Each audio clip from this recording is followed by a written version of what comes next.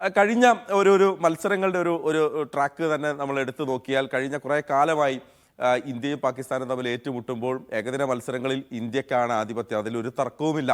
ഇടയ്ക്ക് വന്ന ഒന്നോ രണ്ടോ മത്സരങ്ങൾ ജയിച്ചതല്ലാതെ ആ തരത്തിൽ നോക്കുമ്പോൾ ഇന്ത്യയെ സംബന്ധിച്ചിടത്തോളം ആശ്വാസമുള്ളൊരു കാര്യമാണ്, അനായാസമായി മറികടക്കേണ്ടത്. പക്ഷേ പാകിസ്ഥാൻ എപ്പോഴും അവർ മികച്ച രീതിയിൽ പന്തെറിയുകയും പ്രതീക്ഷിക്കാത്ത സമയത്ത് നന്നായി ബാറ്റ് ചെയ്യുകയും ചെയ്യുന്ന ബാറ്റർമാരുള്ള, ഇപ്പോൾ ബാബർ അസമിനെയൊക്കെ പറഞ്ഞതുപോലെ തന്നെ അദ്ദേഹത്തിൻ്റെ കഴിഞ്ഞ കുറച്ച് കാലമായിട്ടാണ് അദ്ദേഹത്തിൻ്റെ ബാറ്റിംഗ് ശൈലിയിലൊക്കെ വലിയ മാറ്റം വന്നിരിക്കുന്നത്.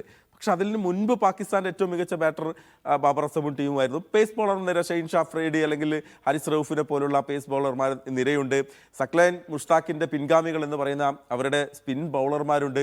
അപ്പോൾ അവരും റിച്ചായ ഒരു ടീമാണ്. പക്ഷേ അതിനെയൊക്കെ മറികടക്കാൻ കെൽപ്പുള്ള ഒരു സംഘം ഇപ്പുറത്ത് രോഹിത്തിൻ്റെ പടയുണ്ട് എന്നുള്ളതാണ്. വിരാട് കോഹ്ലി ലോകത്തിലെ നമ്പർ 1 ബാറ്ററാണ്, നമുക്കറിയാം. അദ്ദേഹത്തിൻ്റെ ട്രാക്കർ, അദ്ദേഹം ഒരു അപൂർവ റെക്കോർഡിന് കാത്തിരിക്കുകയാണ്. അതിവേഗം 14,000 റൺസിലേക്ക് എത്തുന്ന താരം എന്നുള്ള ആ നേട്ടത്തിലേക്ക് കുറഞ്ഞ റൺസുകൾ മാത്രമാണ് കോഹ്ലിയുടെ ബാറ്റിൽ നിന്ന് വരേണ്ടത്. ക്യാപ്റ്റൻ രോഹിത് ശർമ്മ കുറേ കാലം താളം കണ്ടെത്താതെ പോയി.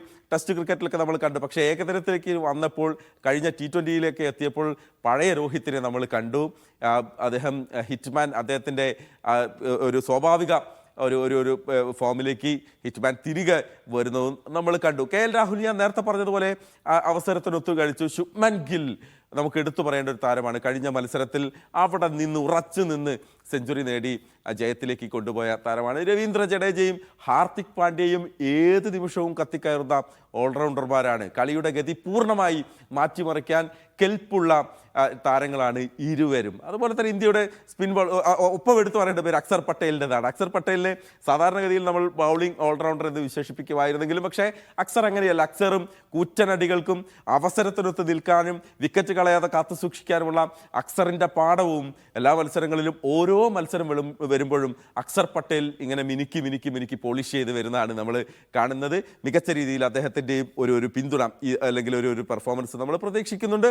ഒപ്പം സ്പിന്നർമാരിലേക്ക് വരുമ്പോൾ കുൽദീപിൻ്റെ കാര്യം നമുക്കറിയാം. കുൽദീപ് പാകിസ്ഥാനെതിരെ നേരത്തെ പറഞ്ഞതുപോലെ തന്നെ നല്ല ട്രാക്ക് റെക്കോർഡുള്ള ഒരു ബൗളറാണ്. കുൽദീപിനെ കളിക്കാൻ അനായാസമായിരിക്കില്ല പാകിസ്ഥാൻ്റെ ബാറ്റിംഗ് നിരക്ക്. അതുകൊണ്ട് തന്നെ കുൽദീപും നമുക്കൊരു പ്രതീക്ഷ നൽകുന്ന താരമാണ്. പേസ് ബോളിംഗ് നിരയിലേക്ക് വരുമ്പോൾ നമുക്കൊരു വിഷമം ഉണ്ടായിരുന്നത് ജസ്പ്രീത് ബുംറ ഇല്ലല്ലോ എന്നുള്ളതാണ്. പക്ഷേ കഴിഞ്ഞ മത്സരം കണ്ട ആരാധകരെ ആ വിഷമം അങ്ങ് മാറിയിട്ടുണ്ടാകും. കാരണം മുഹമ്മദ് ഷമി അദ്ദേഹത്തിൻ്റെ സ്വാഭാവിക ഫോമിലേക്ക് തിരിച്ചു വരുന്നു. ഒരു ഇടവേളയ്ക്ക് ശേഷമാണ് ഷമി കഴിഞ്ഞ തവണ ഇന്ത്യയുടെ ഏകദിന സ്ക്വാഡിലേക്ക് തിരിച്ചെത്തിയത്. അതിൻ്റെ ഒരു ഗ്യാപ്പൊന്നും അദ്ദേഹത്തിൻ്റെ ശരീരഭാഷയിൽ ഉണ്ടായിരുന്നില്ല.